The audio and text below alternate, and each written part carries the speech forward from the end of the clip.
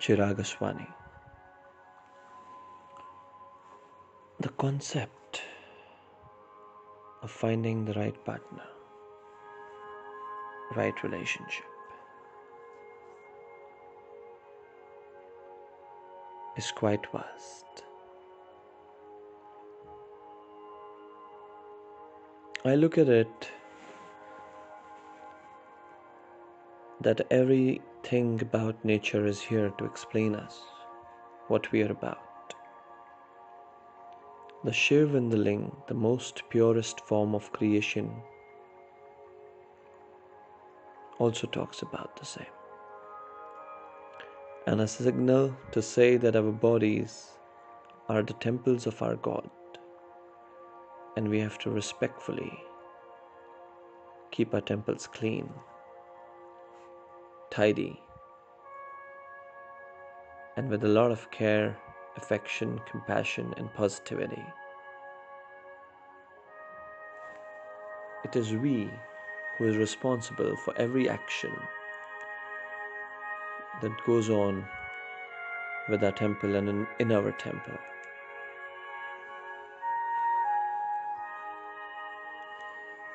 There are two types of bodies. One is the physical body, and one is the soul. The physical body has needs, but the soul does not have needs. The needs of a body could be temporary, but the connection of a soul is permanent. It's natural. The need of a body can be created. The need of a soul is not ever a need. It's a creation which is natural.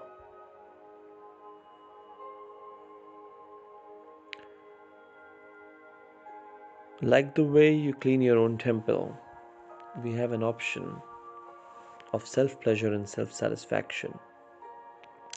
Rather than allowing someone else to come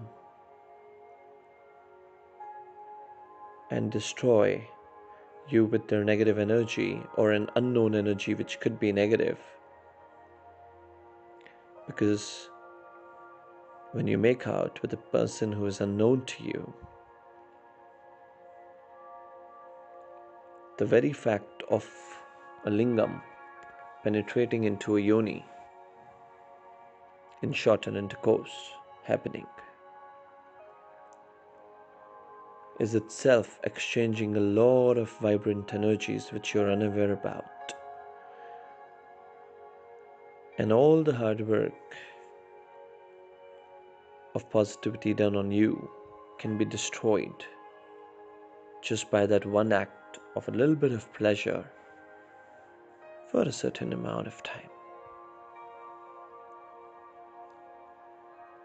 A spine, the eyes, which are your windows, the spine, which is your transmitter of your energy from your kundalini upwards into your brain, which is the crown, is taken over in complete control by a person who you do not know wants good for your temple or not.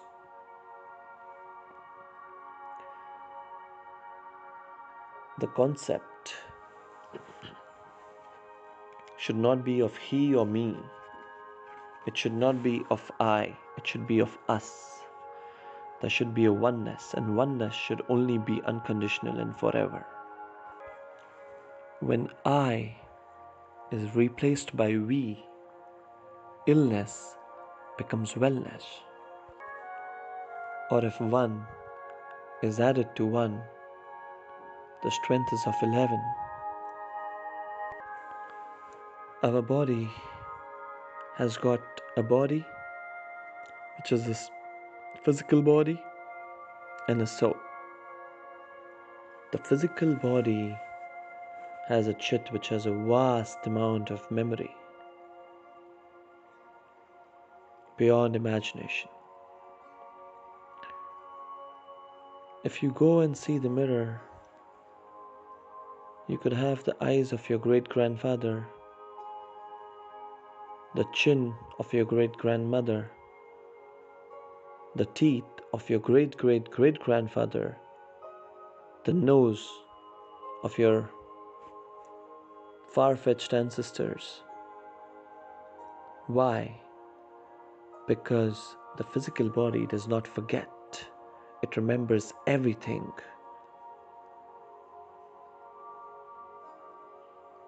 And hence, when you allow another physical body to penetrate in you, and when there is a merge of two physical bodies, the body remembers. And when it's too many partners, the body gets confused. Because how much memory and how many partners is also a question. It confuses your body.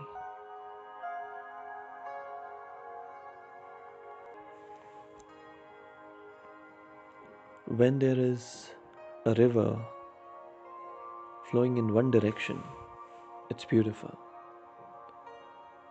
When the ocean and the waves of the sea are flowing towards the beach, it's beautiful. When the river is flowing from one direction, which is one lingam, into one yoni, it's beautiful. When the river comes from various directions, it's quite dangerous. Because when the river is flowing from various directions, there could be a flood. There are more than 10 million sexually transmitted diseases which are going on, either because of unawareness or carelessness of human beings today, which we refer as adultery. We human beings have created this for a reason, because we have needs and we do not believe in self-help. But there's a difference in human creation and an animal. Animals live for survival. Human beings simply cannot live with just the mode of survival. And there is society pressure. So in order to overcome the needs of society pressure, they get into a system of arrangement called marriage, without knowing the partner. And if it's not for marriage, then it's to fill a void, again without knowing the person well, and to absorb the body energy of that person into you without knowing how is that energy and how badly could that confuse your body. Because physical memory has a lifespan, and that's why it remembers your great great great great grandfather's features sitting on your face. Years and years ago in India, people would commit about their children that my son will marry your daughter when they were 3 years old. By the time they were 14 or 15, they already knew who's going to be their partner. There was contentment.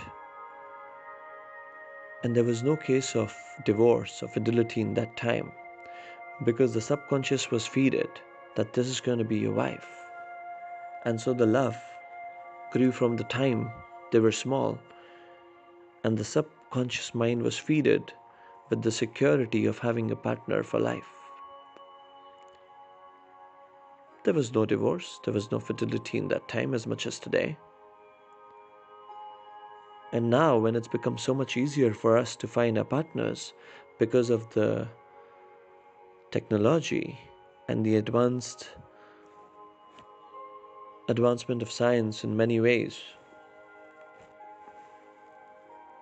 we are taking undue advantage of that and disrespecting our body. When we go to buy a product in the market, we look at the price and the pleasure that we get with the product. When we are choosing a partner, we do the same thing. We look at the external worth of the partner, the pleasure that we're going to get, but not other things. A man once gave 1 lakh rupees to 3 women because he was very wealthy. One woman spent it on getting fixed deposits of 10 years. The other woman got herself a cruise, and the other woman got herself some jewelry and an iPhone. If it was you, who would you choose out of these 3 women? What decision would you take, and on what logic?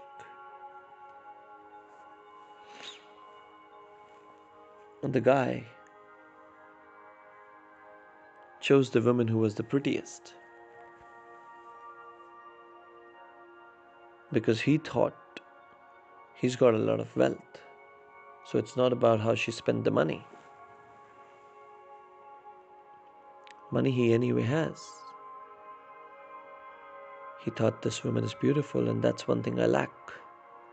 He wouldn't consider himself handsome. And so he went with the woman who was the most beautiful, irrespective of how logically the money was spent by her. The point here is that we all are looking at the money and the beauty. That is the price and the pleasure. That's what we do even in our daily life. When we go to buy something, we look at the price and we look at the pleasure. But we omit the most important thing to be looked at, which is called the purpose. What is the purpose? Do you really need it? If yes, would you need it all your life? So when you love someone, there should be only one reason.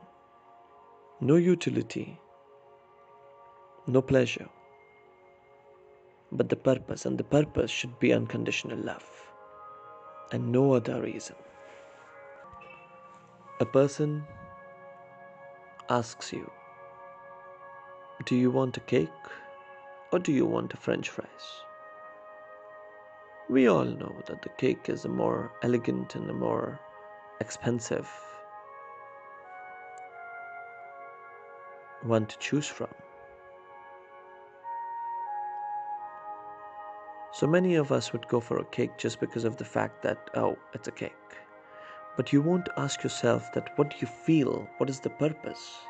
What tastes better? Very few of us look at the purpose. Under society pressures or under the reason to fill a void, we get it involved into adultery. But we don't wait for the right time and the right moment for the right person to come in our life. And when things don't go fine because of we being impatient, we blame the universe and not ourselves. Or we blame the other person but not ourselves. We have to look at ourselves first.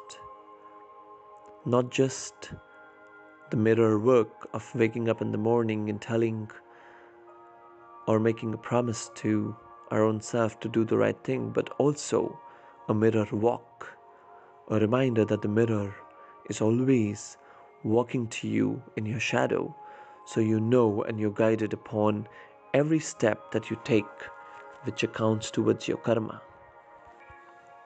Many people think waiting for so many years is not, it's impossible. They don't forget the spelling of impossible itself means I am possible.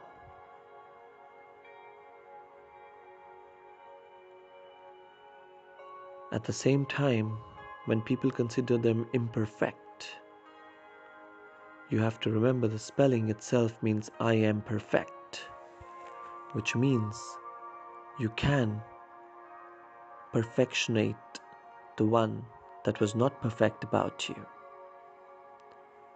We all get a chance to correct our behaviors and our karmic cycle. There was a man who hated the birds coming and sitting outside in his garden because they used to eat the seeds and the fruits.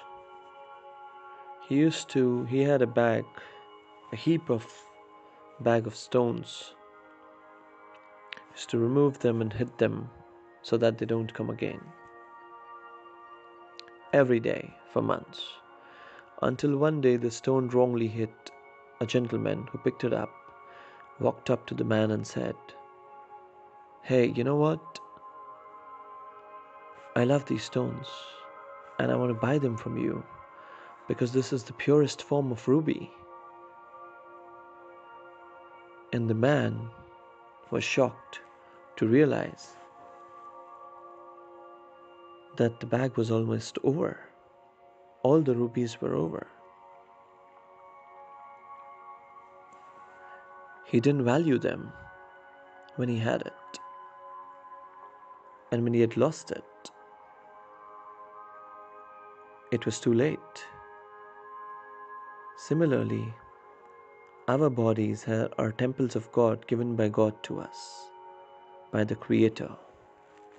We have to respect them and keep them safe, sound, happy and healthy until it's too late. Once upon a time, Gautam Buddha and his disciples were walking into the forest. Buddha asked one of the disciples, "Can you go and get me some water?" The disciple went to the nearby river to get water for Buddha. While he was walking, he saw a crazy tiger chasing a bullock who passed by through the water while he was just collecting the water.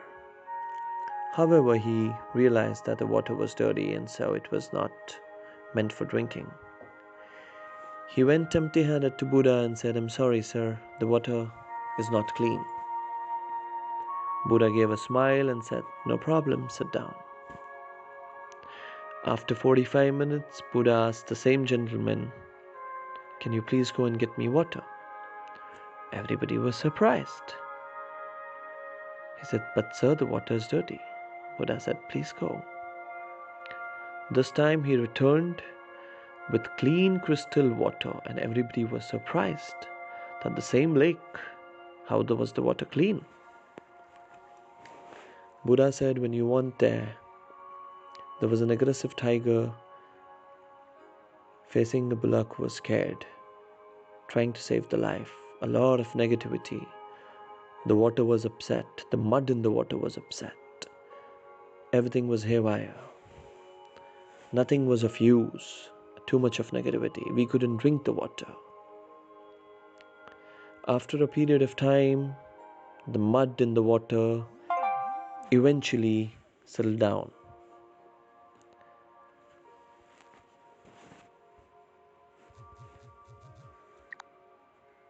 When the mud in the water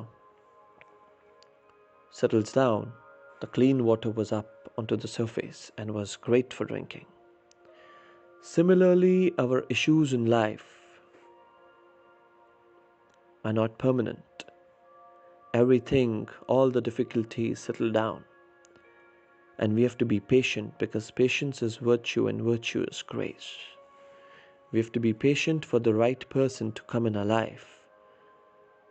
Adultery is not a solution, but patience is.